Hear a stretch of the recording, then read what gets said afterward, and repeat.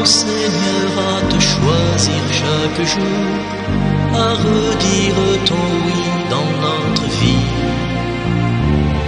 Apprends-nous à vaincre nos peurs pour chanter ici ou ailleurs. Nous l'avons vu, nous l'avons entendu. Ave Maria, paix et bien à vous tous, chers amis, dans le Seigneur. Avec joie et reconnaissance au Seigneur, nous sommes encore au rendez-vous pour continuer notre cheminement. L'oraison, oui. Nous avons, dans la dernière méditation, défini ce que c'est que l'oraison, la prière mentale ou oraison. L'oraison est un devoir, l'oraison est une nécessité vitale, l'oraison est un droit et un bonheur. Et nous avons terminé avec quelques pensées. Nous avons dit par exemple que l'oraison, oserais-je dire, c'est une conversation avec Dieu. C'est Saint Clément d'Alexandrie qui le dit. Et Saint Benoît dira que c'est s'occuper de Dieu. Voilà, s'occuper de Dieu. Et Sainte Thérèse de l'Enfant Jésus, plutôt Sainte Thérèse d'Avila, dira que c'est un échange intime d'amitié où l'on s'entretient souvent seul à seul avec Dieu, dont on se sait aimer. Voilà, Dieu nous aime et nous savons qu'il nous aime beaucoup. Alors, frères et sœurs, je voudrais continuer encore aujourd'hui à parler de l'oraison. Et là, je vais parler de la prière de Jésus. Jésus qui prie. Jésus aime le silence. Il aime le silence. Nous remarquons une chose étonnante. Le Fils de Dieu, parole du Père, a une grande nouvelle à annoncer aux hommes. Pourtant, il se présente d'abord comme un petit enfant qui ne peut pas parler. Ensuite, pendant 30 ans, il demeure à Nazareth, caché aux yeux du monde. Le pape Paul VI disait ceci: « Ô silence de Nazareth, enseigne-nous le recueillement, l'intériorité. Enseigne-nous le besoin et la valeur des préparations, de l'étude, de la méditation, de la vie personnelle et intérieure, de la prière que Dieu seul voit dans le secret. » Oui, ce temps de retraite et de silence prépare sa vie publique. Ensuite, Jésus le prolonge en priant et jeûnant pendant 40 jours dans le désert. Jésus, en tant que Fils de Dieu, est toujours avec son Père et l'Esprit Saint. Il est en état d'adoration et de prière. Marche, travail, enseignement, guérison, tout est accompli en union totale à Dieu. Il le connaît, il lui parle comme un enfant parle à son père. À tout moment, il vit en sa présence. Son cœur et sa pensée sont orientés vers lui. Je ne suis pas seul, le Père est avec moi. C'est Saint Jean 16, 32. C'est ce qui explique que des prières jaillissent spontanément au cours de ces conversations ou de ces enseignements. Pourtant, comme homme, Jésus éprouvait aussi le besoin de prendre des moments uniquement consacrés à la prière. Il se réservait des temps forts, particuliers de prière, en dehors de toute activité humaine. Nous le voyons quitter ses occupations, s'arracher au travail de prédication, à l'emprise des foules. Le soir, la nuit ou le matin, il s'enfuyait pour prier. Donc, nous devons distinguer être unis à Dieu et prier. Voilà, être unis à Dieu et prier.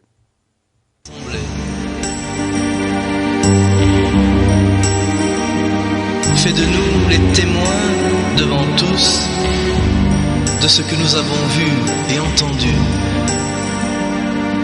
de ce que nous croyons et vivons, pour que tout homme, avec nous, reconnaisse en toi l'unique Seigneur. Alors, Jésus prie souvent. Pourquoi? Comme tout bon juif, Jésus était familier de la Bible. Il connaissait par cœur une grande partie de la loi et des prophètes. Les autres, l'alliance, la Pâque, le royaume de Dieu, le péché et le retour à Dieu. Tous ces thèmes et bien d'autres étaient l'objet de sa pensée humaine, de sa culture et par le fait même de sa prière. Il prononce 3 fois par jour le « Écoute Israël », Shema Israël. Écoute Israël. Il prie avant le repas, bénissant Dieu pour la nourriture, il récite les psaumes. En plus de ces temps habituels, il lui arrive de prier à n'importe quel moment, au temple, à la synagogue ou sur les lieux même de sa mission d'enseignement et de guérison. On sent que sa prière est naturelle et spontanée, elle jaillit de son cœur. Il prie parfois avec ses apôtres, avec les 72 disciples ou encore au milieu de la foule. Sa prière dure parfois un moment très court, parfois un temps long, par exemple pendant les 3 heures de l'agonie, pendant lesquelles il répète les mêmes paroles. Matthieu 26, 39. Il prie tantôt le matin, longtemps avant le jour. Marc 1, 35. Tantôt le soir. Luc 5, 16. Parfois même la nuit entière. Luc 6, 12.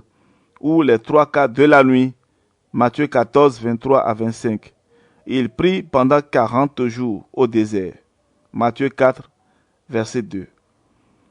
Il a une préférence pour les endroits où il peut jouir d'une vraie solitude. Mettons-nous à l'écart. Luc 9, 18. Dans les lieux déserts. Luc 5, 16. Dans la montagne. Luc 6, 12. Il a aussi ses lieux habituels comme le mont des Oliviers. Nous pouvons remarquer que son corps participe à la prière.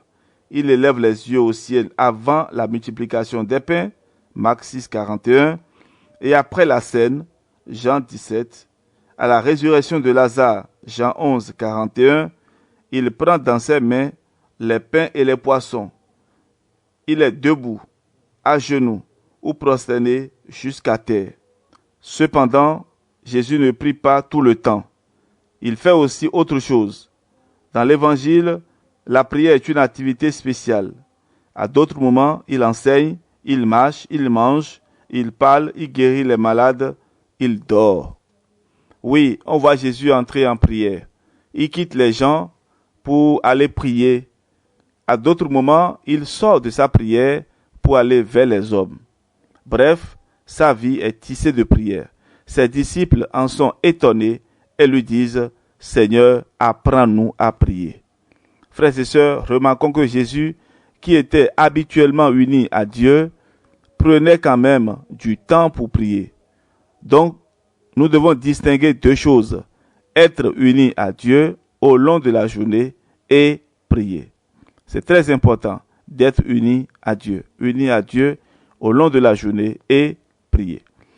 Est-ce que je me réserve du temps pour la prière dans chacune de mes journées, de mes semaines? Voilà la question que nous devons nous poser.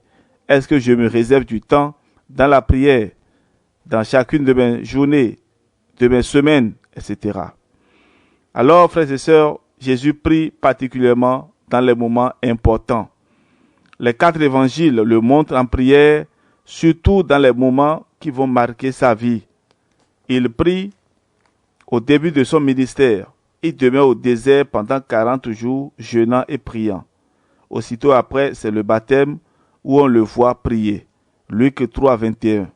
Avant le choix des 12 apôtres, il a également prié. Luc 6, 12. Après la multiplication des pains, Matthieu 14, 23.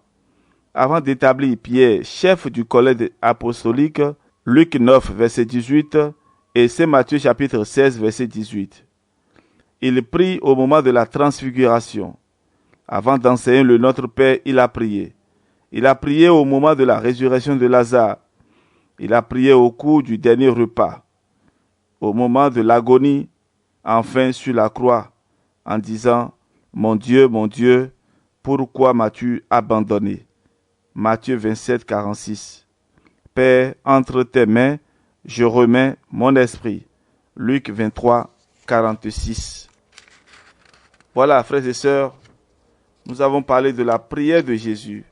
Une prière vraiment que nous aussi, nous pouvons réaliser. Alors, en conclusion, qu'est-ce que la prière de Jésus? Alors, c'est une prière de fils. Presque toutes ces prières commencent par Père. Et quand il est seul, il dit Abba, qui est le thème familier des enfants. Marc 17, 36. Ce mot exprime un poids infini de confiance et d'amour. Jésus reconnaît qu'il reçoit la vie de son Père du ciel et que ce Père l'aime. Tu es mon Fils bien-aimé. Marc 1, 11, Matthieu 17, 5. C'est une prière d'amour. Je dis ce que le Père m'a enseigné. Luc 8, verset 28. Je ne cherche pas ma volonté, mais la volonté de celui qui m'a envoyé. Luc 5, 30, 4, 34, Hébreux 10, 9. Il obéit à son Père jusqu'au bout. Non pas ce que je veux, mais ce que tu veux. Marc 14, 36. Alors, frères et sœurs, l'oraison, c'est une prière d'adoration et de louange. Nous arrachons ce que nous connaissons. Jean 4, 22. Je te loue, Père, je te rends grâce. Jésus ne peut pas retenir l'immense joie qui le remplit parce qu'il vit sous l'inspiration de l'Esprit Saint. Nous avons aussi la prière comme adoration et louange. Nous adorons ce que nous connaissons, disait Saint Jean. Je te loue, Père, je te rends grâce. Jésus ne peut pas retenir l'immense joie qui le remplit parce qu'il vit sous l'inspiration de l'Esprit Saint. Alors, frères et sœurs, l'oraison, c'est une prière, c'est-à-dire la prière de Jésus, c'est une prière de demande et d'intercession.